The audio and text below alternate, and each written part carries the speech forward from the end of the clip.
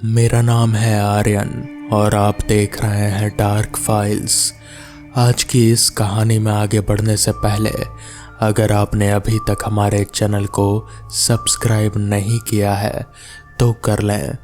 तो चलिए बढ़ते हैं आज की इस कहानी की ओर।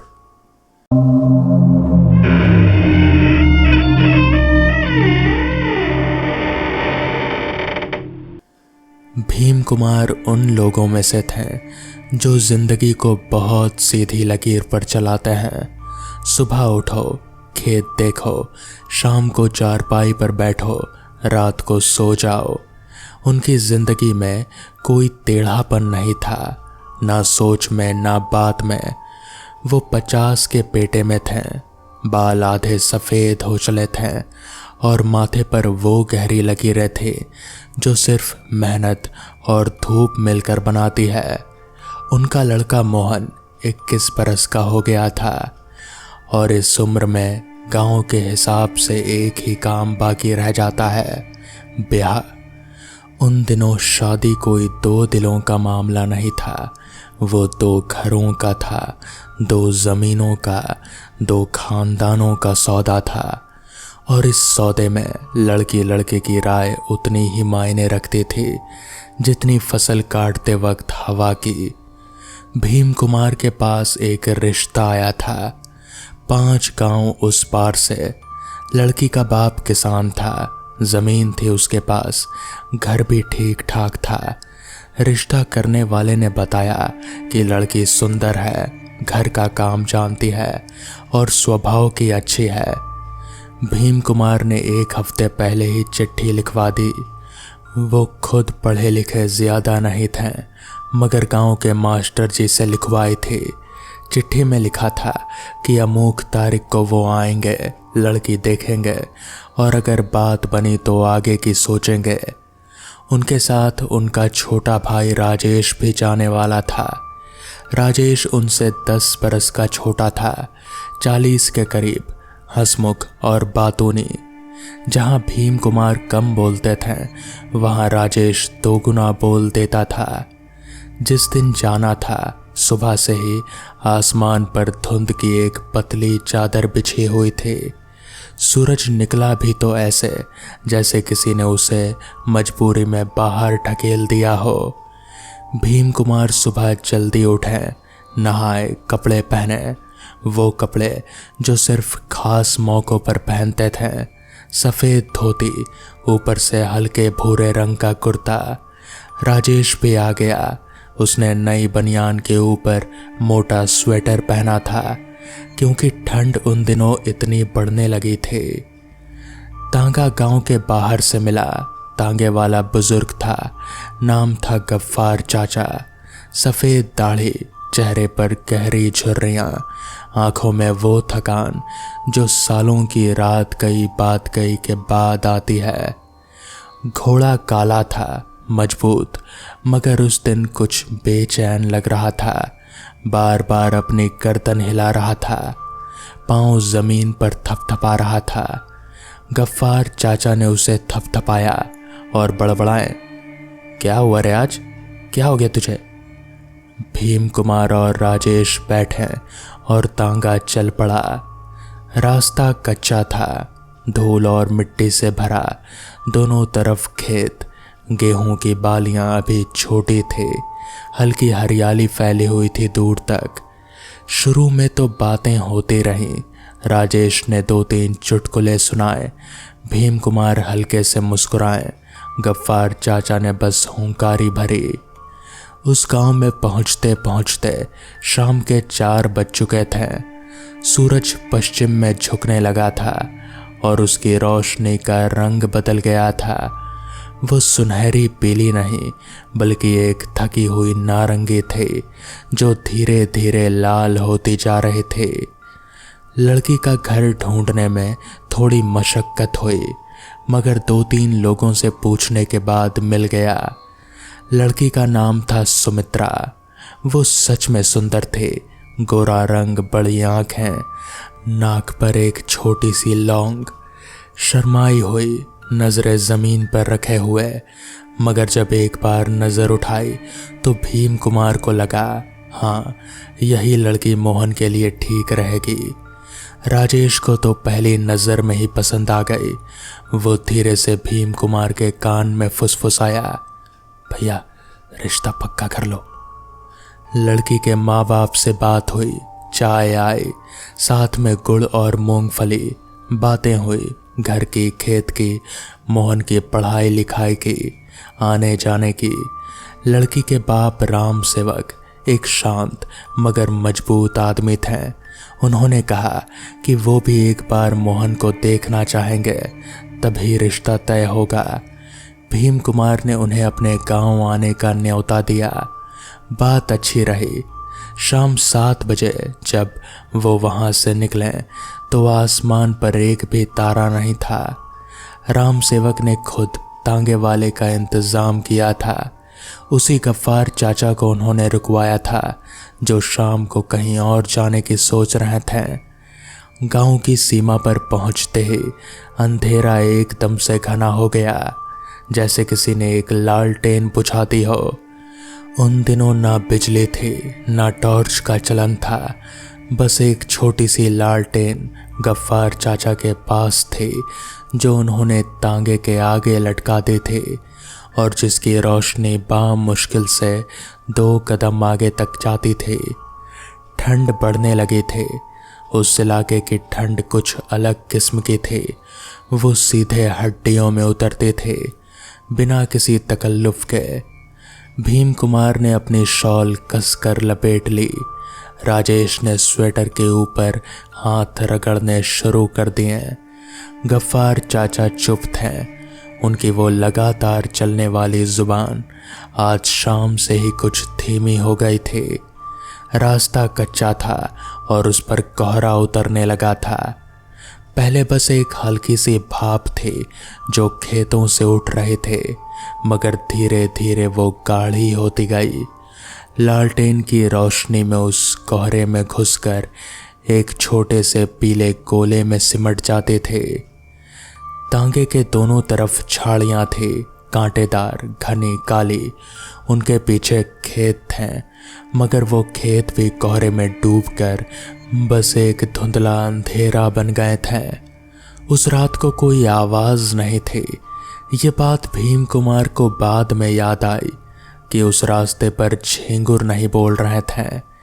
उन इलाके में रात को झींगुरों की आवाज इतनी होती है कि नींद नहीं आती, मगर उस रात खामोशी थी।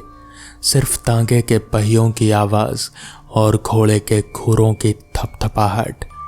फिर अचानक तांगा एक तरफ को झुका।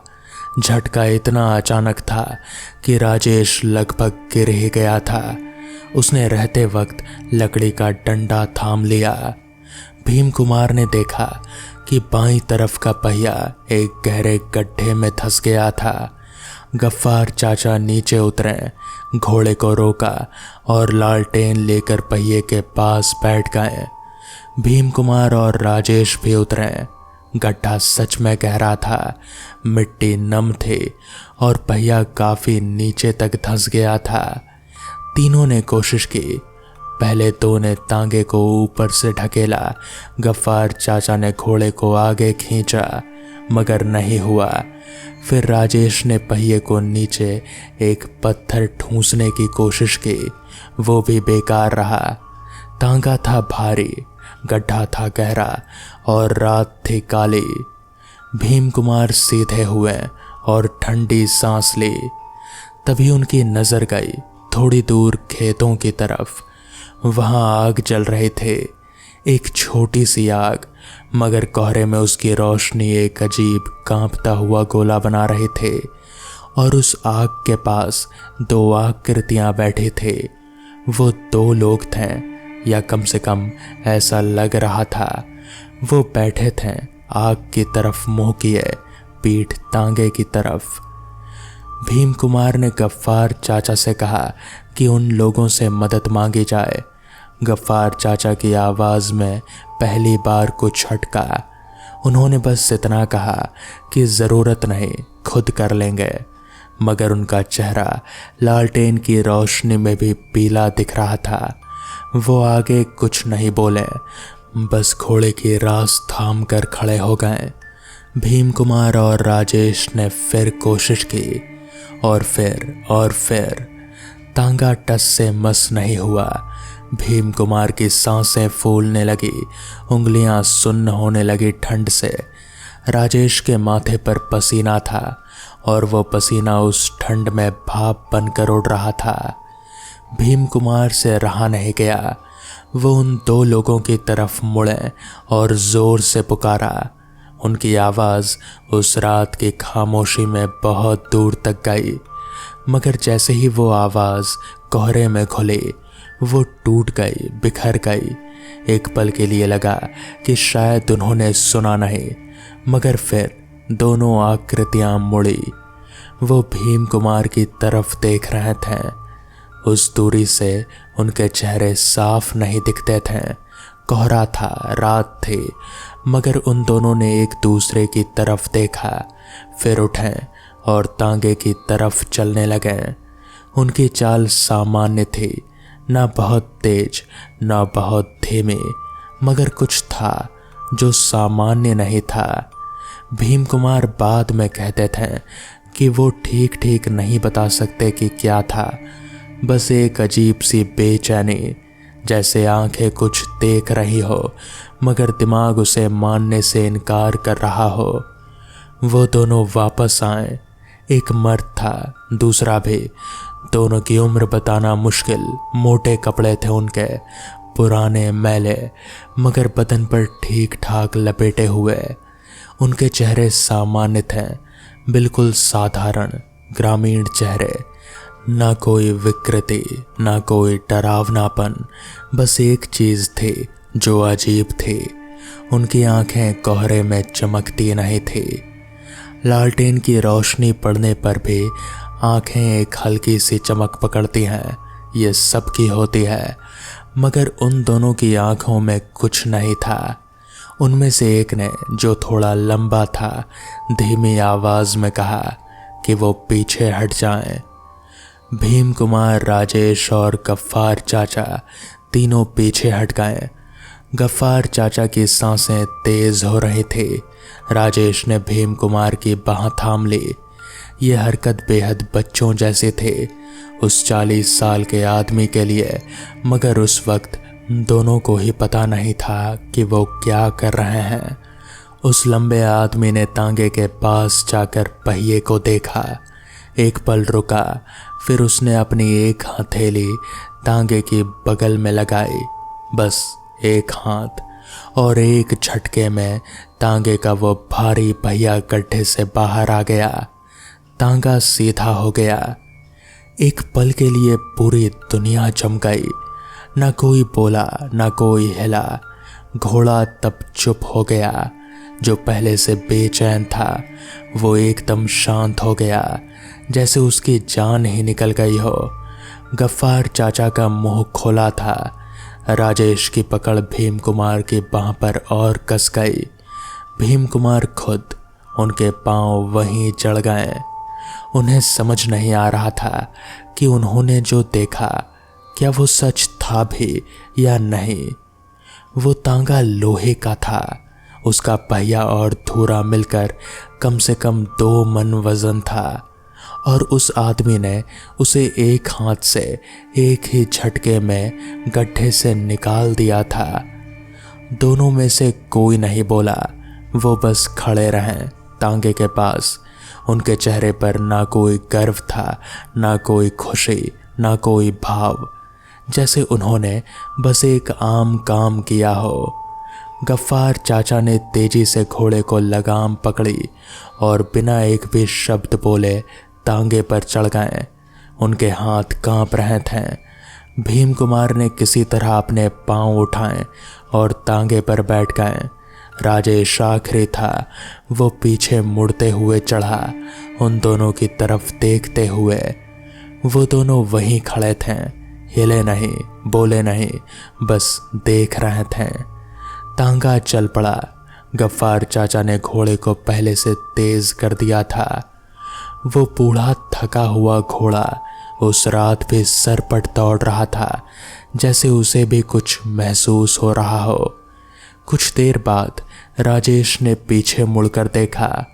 वो दोनों अभी भी वहीं थे, उसी जगह, मगर खेत वाली आग बुझ चुकी थी पूरी तरह, जैसे कभी जली ही नहीं थी। और कोहरे में उन दोनों के आकार धीरे धीरे धुंधले होते जा रहे थे। वो चल नहीं रहे थे, वो बस वहीं थे। और फिर अचानक जैसे कोहरा थोड़ा और घना हुआ, वो नहीं थे। गांव तक पूरे रास्ते तीनों में से कोई कुछ नहीं बोला। उन दोनों की कहानी। अगले दिन सुबह भीम कुमार ने गफ्फार चाचा को ढूंढा।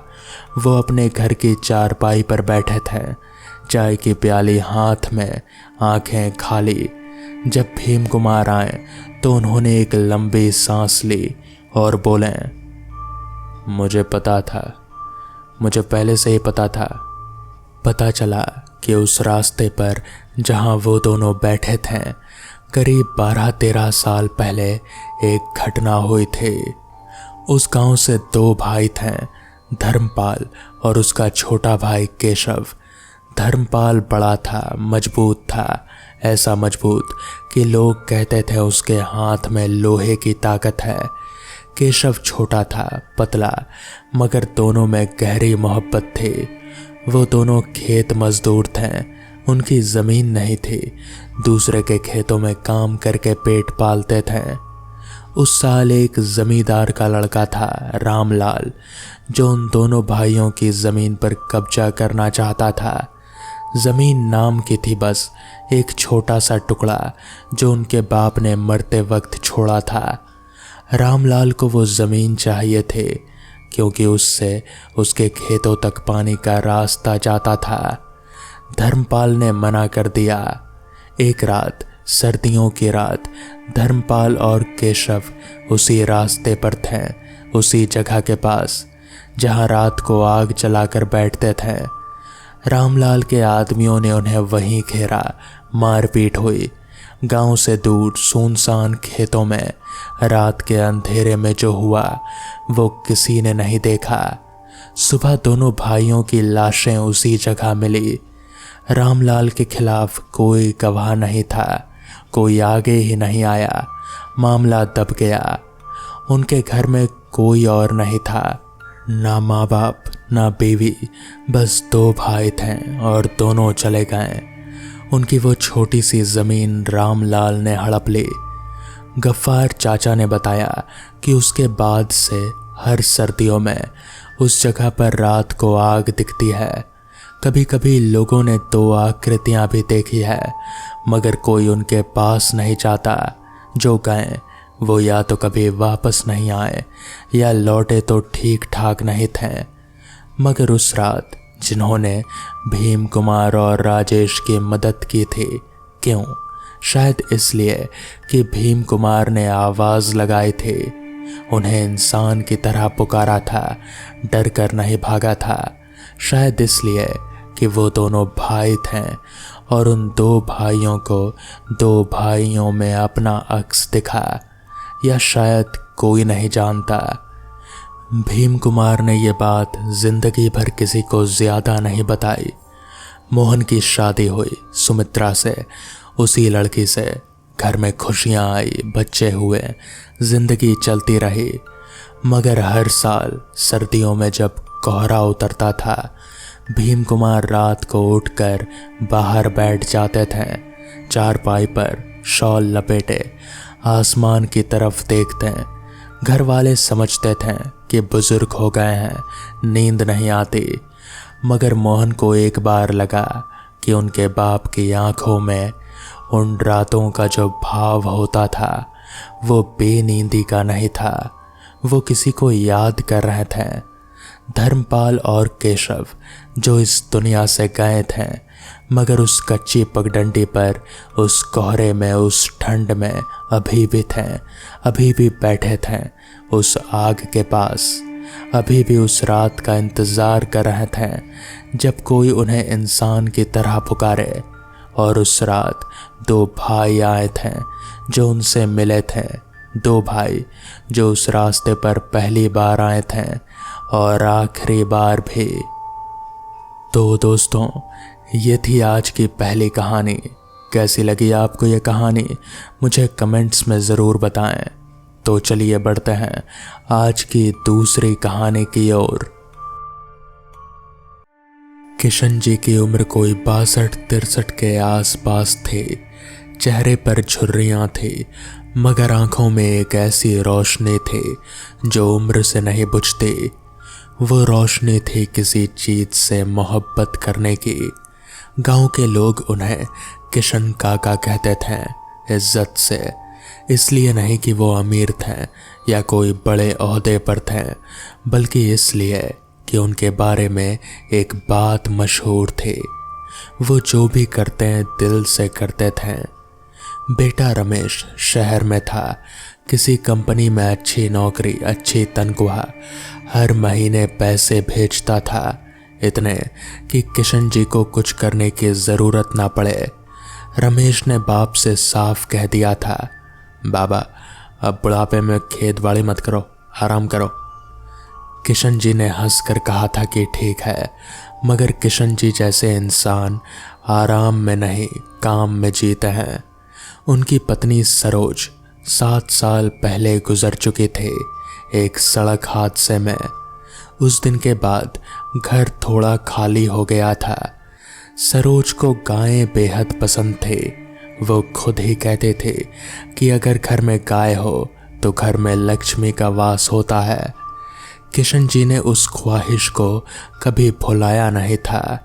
तो जब रमेश ने पैसे भेजे तो किशन जी ने एक बाजार का रुख किया। पास के कस्बे में मवेशियों का बाजार लगता था। वहां उन्होंने एक गाय खरीदी, सफ़ेद और काले धब्बों वाली, शांत आँखों वाली, और साथ में उसका बछड़ा भी, जो अभी बस कुछ महीनों का था। छोटा, नरम और इतना मासूम कि देखते ही मन भर आए। किशन जी उस बछड़े को घर लाएं तो लगा जैसे घर में कोई बच्चा आ गया हो। वो उसे नहलाते हैं, चारा डालते हैं, माथे पर हाथ फेरते हैं। गांव के लोग हंसते हैं, किशन काका इससे ज़्यादा प्यार तो आपने रमेश को भी नहीं किया होगा। वो भी मुस्कुरा देते थे, जवाब नहीं देते थे, क्योंकि जवाब उनके पास था, मगर वो जबान पर नहीं था, आंखों में था। उस बछड़े में उन्हें सरोज की याद आती थी। उस दिन की सुबह बाकी दिनों जैसी ही थी। किशन जी उठे, चाय बनाई, बछड़े को चारा दिया, गाय को बांधा और बछड़े को खेतों की तरफ छोड़ दिया, जैसे वो हर रोज़ करते थे। उनके खेत गांव के पूरब की तरफ थे और उसके आगे एक घना जंगल शुरू होता था। बछड़ा रोज़ शाम को ढलने से पहले ही लौट आता था, बिना बुलाए, जैसे उसे भी पता था कि घर कब आना है। उस दिन किशन जी दोपहर में आराम कर रहे थे। फिर थोड़ी देर बाहर बैठकर पड़ोसी रामदीन से बातें की, चाय पी।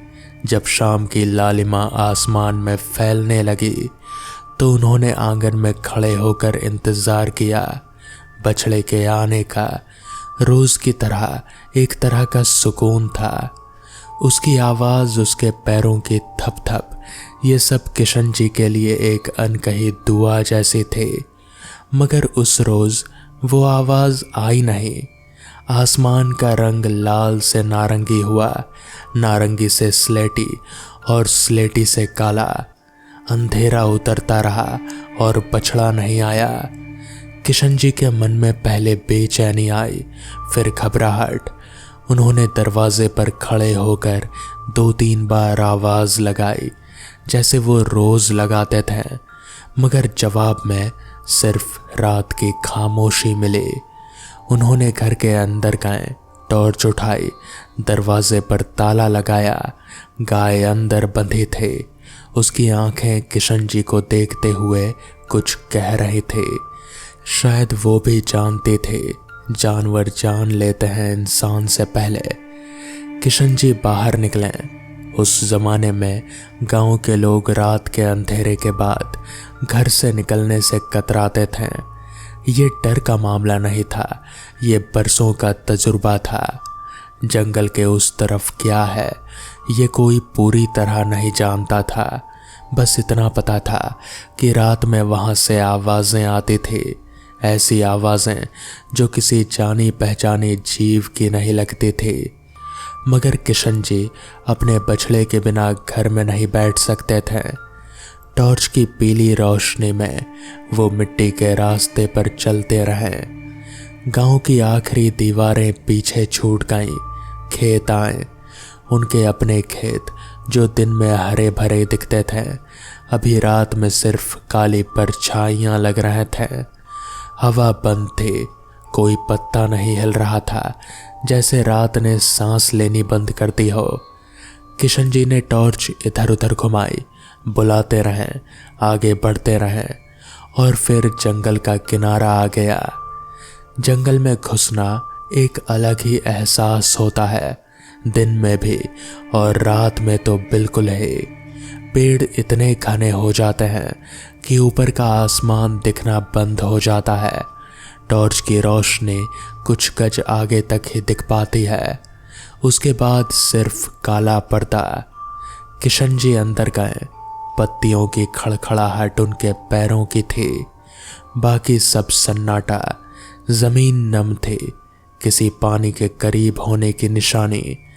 किशन जी को पता था कि जंगल के बीचों बीच एक छोटी सी नाली है जहां से पानी गुजरता है। बछड़ा शायद वहीं चला गया हो। वो उसी तरफ गए। 5-7 मिनट की चाल के बाद टॉर्च की रोशनी में एक आकृति दिखे। एक पेड़ के नीचे जमीन पर बछड़ा बैठा हुआ था। किशन जी के सीने में राहत की एक लहर दौड़ी। वो तेज कदमों से उसके पास गए, उसके गले पर हाथ रखा। क्या हुआ रे, क्यों नहीं आया? मगर बछड़ा नहीं उठा। उसकी आंखें खुली थी, सामने देख रहे थे, मगर उठने की कोशिश नहीं कर रहे थे, जैसे उठ नहीं सकता था। किशन जी ने झुककर टॉर्च जमीन पर रखे और बछड़े के पैर देखे। तभी उनकी नजर गई पिछले बाएं पैर पर। जख्म था गहरा, खाल कटी हुई थी और खून बह रहा था। थक्का जमने की कोशिश कर रहा था। जख्म पुराना नहीं था, कुछ घंटे पहले का लगता था। किशन जी बैठ गए। उन्होंने बछड़े का सिर अपनी जांघ पर रखा, उसे तसल्ली दे, बिना बोले बस हाथ फेर कर। समझ नहीं आया कि चोट कैसे लगी। जंगल में पत्थर थे, कांटे थे, कोई नुकीली चीज हो सकता है उसी से। मगर एक हिस्सा किशन जी को कुछ और सोचने पर मजबूर कर रहा था जो वो सोचना नहीं चाहते थे। खैर, उन्होंने बछड़े को उठाया, गोद में लिया। वो हल्का था अभी भी, बस कुछ महीनों का था, और घर की तरफ मुड़े। जंगल से बाहर निकलने का रास्ता वही था जिससे वो आए थे। किशन जी चल रहे थे, टॉर्च को कलाई में खोस लिया था। बछड़ा उनकी बाहों में था, थोड़ा थोड़ा हिल रहा था, जिंदा था, ये बड़ी बात थी। तभी किशन जी को लगा जैसे उनके पीछे कोई और भी चल रहा है। ये एहसास बहुत पुराना है, हर इंसान को कभी ना कभी होता है। मगर उस रात जंगल में जहां पत्ता भी नहीं हिल रहा था, वो एहसास कुछ अलग था, जैसे पीछे पैरों की आहट हो, बेहद धीमी मगर है। किशन जी रुक गए, पीछे देखा, अंधेरा था। टॉर्च घुमाई, पेड़, पत्तियां, जमीन, कुछ नहीं। उन्होंने मन को समझाया, थका हुआ दिमाग अजीब चीजें सोचता है, और चलने लगे। 2 मिनट और चले और फिर वो आवाज आई ऊपर से, पास के एक पेड़ के ऊपर से। आवाज इंसानी थी, मगर उसमें कुछ था जो इंसानी नहीं था, जैसे आवाज और सांस के बीच की जगह में कुछ और घुसा हुआ हो। बछड़े को यहीं रख दे, वरना अपनी जान से जाएगा। किशन जी के पैर जमीन से चिपक गए। बछड़ा उनकी बाहों में कांपने लगा, जैसे उसे भी पता चल गया था। धीरे से, जैसे किसी अदृश्य डोर ने गर्दन को ऊपर खींचा, किशन जी ने पेड़ की तरफ देखा। टॉर्च की रोशनी पेड़ की डालियों पर पड़ी और किशन जी के हाथों से टॉर्च गिर गई। पेड़ की एक मोटी डाल पर एक इंसान बैठा था, मगर बैठा ये सही शब्द नहीं है, वो चिपका हुआ था जानवरों की तरह। दोनों हाथों से डाल थामे, पांव डाल से लिपटे हुए। उसका चेहरा नीचे था, किशन जी की तरफ आंखें खुली हुई थी, बड़ी सफ़ेद, जैसे पुतली या तो बहुत फैली हुई हो या फिर थी ही नहीं। बाल बिखरे हुए थे, कपड़े फटे हुए, मिट्टी से लिपटे। उसकी उम्र बताना मुश्किल था, 30 हो सकती थी, 50 भी। मगर जो चीज़ किशन जी के रोंगटे खड़े कर गई वो ये था, उस इंसान के होंठ हिल नहीं रहे थे, फिर भी आवाज़ आई थी। किशन जी ने टॉर्च उठाई, हाथ कांप रहे थे। बछड़ा उनसे लिपटा हुआ था, वो भी थर थर कांप रहा था। एक पल के लिए किशन जी ने सोचा भागें, बस भाग जाएं, जितनी तेज दौड़ सकते थे।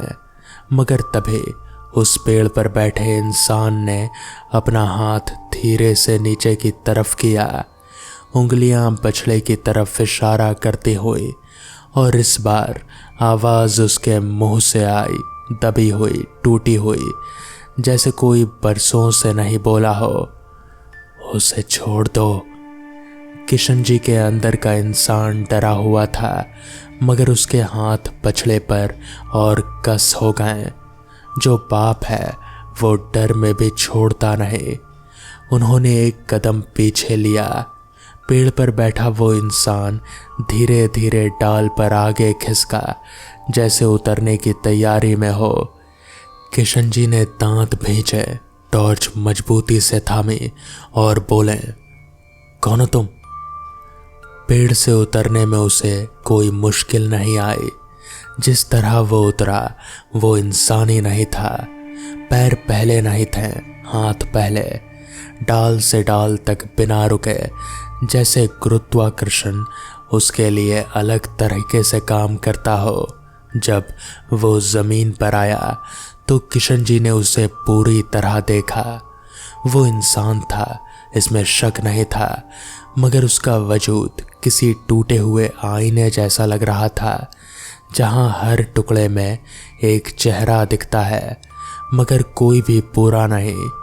उसकी चाल में एक अजीब लड़खड़ाहट थी, जैसे वो बरसों से ज़मीन पर नहीं चला था। वो किशन जी के पास नहीं आया, बस खड़ा रहा, और फिर उसने जो कहा वो किशन जी को बरसों तक याद रहा। इस बछड़े ने मेरी बेटी की जगह ली थी। आज रात को मेरी बेटी आई थी पहली बार। अगर तुम इसे ले गए तो वो दोबारा नहीं आएगी। उसकी आवाज में दर्द था, ऐसा दर्द जो डराता नहीं, जो पिघलाता है। किशन जी के पैर वहीं रुक गए। उन्होंने बछड़े को थामे रखा, मगर उस आवाज ने उनके अंदर कुछ हिला दिया। उन्होंने पूछा, बेटी?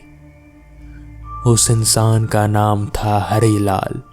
वो कभी इसी गांव का था, पास के टोले में रहता था, मजदूरी करता था खेतों में, कभी कभी ईंट भट्टे पर। उसकी एक बेटी थी 9 साल की, नाम था मुन्नी। मुन्नी को जानवरों से बेहद लगाव था, खासकर गायों से। गांव में जितनी भी गायें थी वो सबको नाम से जानती थी।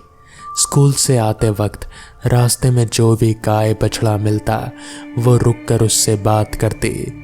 2 साल पहले, और यहाँ किशन जी के पैर अनायास कांपे। उसी जंगल में, उसी नाली के पास एक दोपहर को मुन्नी अकेली चली गई थी। कोई नहीं जानता क्यों, शायद किसी जानवर के पीछे आई हो, और वो वापस नहीं गई। उसका शव 3 दिन बाद मिला, नाली के पास चोट के निशान थे, जैसे गिरी हो किसी ऊंची जगह से। हरिलाल उस दिन के बाद टूट गया था। पत्नी ने साथ छोड़ दिया। दुख में नहीं, डर में। वो मानती थी कि हरिलाल पागल हो रहा है, और हरिलाल सच में उस जगह पर बार बार जाने लगा था, रात को अकेले। उसे यकीन हो गया था कि मुन्नी वहीं है, उसी जंगल में, उसी पेड़ के पास। गांव वालों ने उसे पागल कहा, फिर उसे भुला दिया। हरिलाल ने भी गांव छोड़ दिया, मगर जंगल नहीं छोड़ा। वो वहीं रहने लगा, पेड़ों पर, जमीन पर नहीं।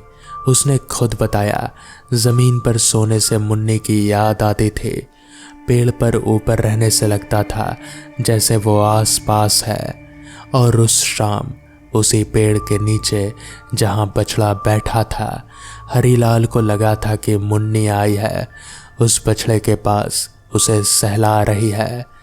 ये उसका वहम था या हकीकत, किशन जी को नहीं पता, मगर उस आदमी की आंखों में जो तरलता थी वो झूठ की नहीं लगती थे।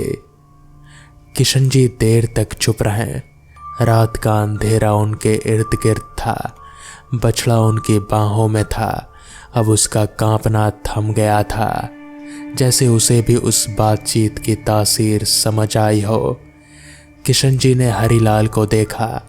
उस आदमी की आंखें अब डरावनी नहीं लग रहे थे, बस खाली थे, जैसे किसी घर में सारे दिए बुझा दिए गए हों। किशन जी को सरोज की याद आई, उनकी अपनी पत्नी जो एक हादसे में चली गए थे। किशन जी भी तो उसके बाद ऐसे ही हो गए थे, खाली। बस फर्क इतना था कि उन्होंने उस खालीपन को जानवरों की देखभाल में भरा। हरिलाल ने उसे जंगल में ले जाकर दफन कर दिया था। तुम्हारी मुन्नी अच्छी बच्ची थी, किशन जी ने धीरे से कहा। हरिलाल ने कोई जवाब नहीं दिया, मगर उसकी सांस में एक हल्का कपकपाहट आई। किशन जी ने बछड़े को जमीन पर धीरे से बिठाया, उसके पास बैठे और गले पर हाथ रखा। वो हरिलाल की तरफ देखकर कहा, बैठो।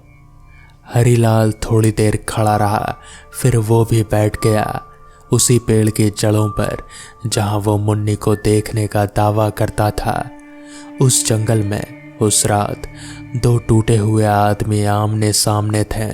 एक जिसने अपनी पत्नी खोई थी और एक जानवर को बेटे की तरह पाल रहा था। दूसरा जिसने अपनी बेटी खोई थी और एक पेड़ पर जिंदगी काट रहा था। किशन जी ने हरिलाल को उस रात बहुत देर तक सुना। हरिलाल बोलता रहा, टूटे हुए जुमलों में, रुकते रुकते, जैसे कोई पुरानी किताब खोली हो जिसके पन्ने आपस में चिपके हों। उसने बताया कि मुन्नी उस शाम अकेले इस जंगल में क्यों आए थे। एक बछड़ा जो उस दिन खो गया था, उसे ढूंढने। किशन जी की सांस रुकी, जैसे आज का और उस दिन का दोनों ही दिन एक ही धागे से बुने थे। हरिलाल ने बताया कि उस दिन जो बछड़ा जंगल में गया था वो किसी पड़ोसी का था। मुन्नी को पता चला और वो निकल पड़ी बिना किसी को बताए। वहां पहुंचकर उसने उस बछड़े को नाली के पास पाया, मगर लौटते वक्त उसका पैर फिसल गया। वो पड़ी रही, किसी ने नहीं सुना। 3 दिन। इस बात ने किशन जी को अंदर से हिला दिया। वो बछड़ा उस दिन बच गया था, मुन्नी नहीं बची। और आज किशन जी का बछड़ा उसी जगह के पास था, उसी तरह बैठा था। हरिलाल को लगा था कि मुन्नी वापस आई है उस बछड़े के बहाने। किशन जी ने आसपास आसमान की तरफ देखा। तारे थे, धुंधले मगर थे। उन्होंने महसूस किया कि कभी कभी दो दर्द एक जगह मिलते हैं और कोई भी उसे समझाने में नाकाम रहता है। किशन जी ने उस रात हरिलाल को अकेला नहीं छोड़ा। वो वहीं बैठे रहे जब तक रात का सबसे काला हिस्सा बीता और आसमान में एक नीली रेखा आई। बछड़ा उनके पास था। हरिलाल पेड़ की जड़ों पर बैठा था। जब सुबह हुई, किशन जी ने हरिलाल से कहा, चलो मेरे साथ। हरिलाल ने सिर उठाया। उसकी आंखों में वही खालीपन था, मगर इस बार उसमें थोड़ी सी हलचल थी। कहाँ? घर। हरिलाल ने इनकार किया। पहले तो बस सिर हिलाया, फिर बोला, मेरा घर यही है। किशन जी ने एक पल सोचा, फिर बोले, ठीक है, मगर चोट पर पट्टी तो होगी इसकी। उन्होंने बछड़े की तरफ इशारा किया। हरिलाल की नज़र बछड़े पर गई और उसके चेहरे पर एक अजीब सी मुलायमियत आई, जैसे बर्फ पिघले। वो उठा, किशन के पीछे पीछे चला। किशन जी हरिलाल को अपने घर ले गए। उन्होंने बछड़े की पट्टी की, चाय बनाई, हरिलाल को खाना दिया, रोटी और दाल जो किशन जी ने सुबह बनाए थे। हरिलाल ने खाया, चुपचाप, बिना मांगे। कुछ दिन वो किशन जी के पास रहा। धीरे धीरे उसने नहाया, कपड़े बदले, बोलने लगा, पहले कम फिर थोड़ा ज़्यादा, मगर हर शाम को वो जंगल की तरफ देखता था। एक शाम किशन जी ने पूछा, मुन्नी दिखती है तुम्हें? हरिलाल चुप रहा, फिर बोला, अब नहीं, पहले लगता था, अब नहीं पता। किशन जी ने कुछ नहीं कहा, मगर उन्हें लगा कि शायद ये भी एक तरह का ठीक होना है जब वहम टूटने लगे। किशन जी ने रमेश को फ़ोन किया, बताया सब कुछ हरिलाल के बारे में। रमेश ने कहा कि उसे किसी डॉक्टर के पास ले जाओ। किशन जी ने सुना, मगर उन्होंने पहले हरिलाल से पूछा और हरिलाल ने पहली बार हाँ कहा। पास के कस्बे में एक सरकारी अस्पताल था। वहाँ के डॉक्टर ने हरिलाल को देखा, बात की, दवाएं दी। ये रातों रात नहीं बदला। ऐसा नहीं हुआ कि एक महीने में हरिलाल पूरी तरह ठीक हो गया, जिंदगी फिल्मों की तरह चलने लगी। मगर धीरे धीरे वो इंसान जो पेड़ों पर रहता था फिर से ज़मीन पर उतरने लगा। बछड़े का पैर ठीक हुआ। 15 दिन में वो फिर से दौड़ने लगा। किशन जी उसे देखते और मुस्कुराते। एक दोपहर किशन जी आंगन में बैठे थे। बछड़ा उनके पास खेल रहा था। हरिलाल उनके बगल में बैठा था, शायद अभी भी टूटा हुआ, मगर थोड़ा कम। बछड़े ने अचानक हरिलाल की तरफ देखा और उसके पास आकर उसके हाथ को सूंघने लगा। हरिलाल ने हाथ नहीं हटाया। उसकी आंखों में पानी था। एक बूंद गाल पर आई, रुकी, फिर नीचे उतर गई। किशन जी ने देखा, कुछ नहीं बोले। जानवर जान लेते हैं इंसान से पहले। इसी बात का तो यकीन था उन्हें। हरिलाल का जन्म उसी जिले के एक छोटे से गांव में हुआ था। पिता ईंट भट्टी पर मजदूर थे, माँ घर में काम करते थे। 3 भाई थे। हरिलाल सबसे छोटा, कभी स्कूल नहीं गया। मजदूरी की उम्र में मजदूरी शुरू हो गई। शादी हुई कमला से। कमला शांत थे, धीमे थे, मगर घर को संभालते थे। मुन्नी उनकी इकलौती संतान थे। हरिलाल उससे बेहद मोहब्बत करता था, शायद इसलिए भी कि वो सब था जो हरिलाल खुद नहीं बन पाया था। पढ़ते थे, सोचते थे, बोलते थे। जब मुन्नी गई तो हरिलाल अंदर से ऐसे टूटा जैसे कोई पत्थर की दीवार एक ही झटके में गिर जाए। कमला ने हरिलाल को संभालने की कोशिश की, मगर हरिलाल दिन रात जंगल में जाने लगा। रातों को लौटता नहीं था। कमला डर गई। इस आदमी के साथ रहना मुमकिन नहीं। वो अपने मायके चली गई और फिर कभी नहीं आई। हरिलाल ने पहले गांव छोड़ा, फिर घर। वो जंगल में रहने लगा, उस पेड़ के पास जहां मुन्नी आखिरी बार गई थी। उसके अंदर एक यकीन बैठ गया, गलत या सही, ये कोई नहीं कह सकता कि मुन्नी उस पेड़ के पास है, और जब तक वो वहाँ है वो उसे छोड़कर नहीं जा सकता। 2 साल तक वो वहीं रहा, खाया जो मिला जंगल से, पिया नाली का पानी, सोया पेड़ पर। इंसान जब दर्द में पड़ता है तो कभी कभी वो इंसान ही नहीं रहता। हरीलाल भी धीरे धीरे उस शक्ल में ढलता गया जो किशन जी को उस रात मिली थी। पेड़ पर चिपका, आंखें बड़ी, आवाज भारी, मगर वो भूत नहीं था, वो एक बाप था। एक टूटा हुआ अधूरा अकेला बाप जो अपनी बेटी के इंतजार में जिंदगी से बाहर निकल आया था। किशन जी को अपनी जिंदगी में बहुत कम चीजें डराई थी, मगर उस रात जो हुआ वो उन्हें हमेशा याद रहा। डर की वजह से नहीं, बल्कि इसलिए कि उस रात उन्होंने कुछ ऐसा देखा था जो बहुत कम लोग देख पाते हैं। दो दर्द जब एक जगह मिलते हैं तो वो एक दूसरे को काटते नहीं, वो एक दूसरे को पहचानते हैं। किशन जी ने बछड़े को उस रात वापस लाया था, मगर साथ में कुछ और भी लाए थे। एक इंसान जो शायद थोड़े वक्त बाद इंसान नहीं रहता। हर साल मुन्नी की बरसी पर हरीलाल उस पेड़ के पास जाता था, मगर अब वो पेड़ पर नहीं चढ़ता था, वो नीचे बैठता था। कभी कभी किशन जी भी साथ जाते थे। जंगल वही था, पेड़ वही था, रात वही थी, मगर अब उसमें सिर्फ अंधेरा नहीं था, एक दिया भी था, छोटा सा, कांपता हुआ, मगर था। तो दोस्तों, ये थी आज की कहानियाँ।